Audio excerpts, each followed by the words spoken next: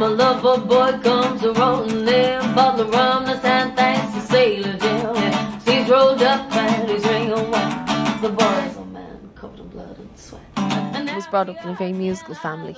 They still are. My sister brought me to church and she was singing the folk groups and that were out, they were big then, and she got me singing and taught me harmonies and my first chords on the guitar. Then my brother was into rockabilly, and I heard his tapes of, it was Eddie Cochran, Gene Vincent and Buddy Holly was on one tape that I learned absolutely by heart. And somebody was asking me the other day about traditional Irish stuff, and maybe had something to do with that because the rhythms are very, very strong and that, and quite repetitive and hypnotic, and you really get into what people are saying and the feel of the song. So I'm sure that helped in some shape or form, because a lot of country music has that, a lot of blues has that, and then a lot of that is in rockabilly stuff as well. So they all seem to have that in common. So, do you want to talk, or is it just me? That's a perfect relationship, that, isn't it? Woman talks and the man listens. Fancy that.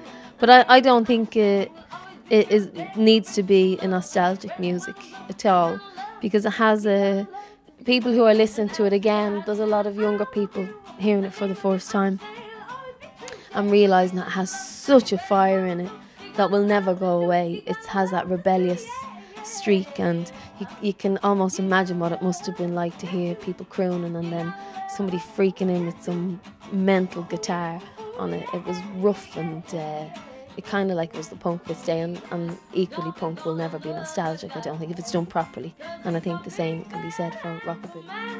Yeah, he's got me in the palm of his hand. He's the devil's divine. I'm so glad that he's mine, 'cause he's my baby.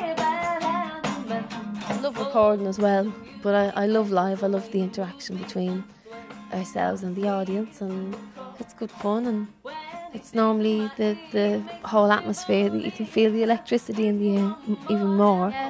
The people have been lovely and very receptive, and I think it helps that it's roots music that we do, and it's essentially American music, so the American audience just get it like that. They just.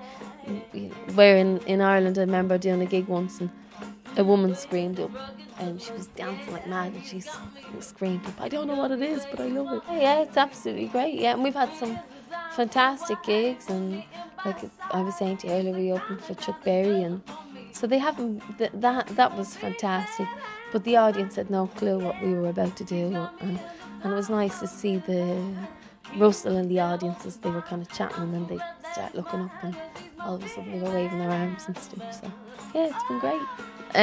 But there's no you're not going to be sitting there miserable for the gig. I'm writing about things obviously that mean something to me, but it's not one of those gigs that you'll be like this for the whole gig.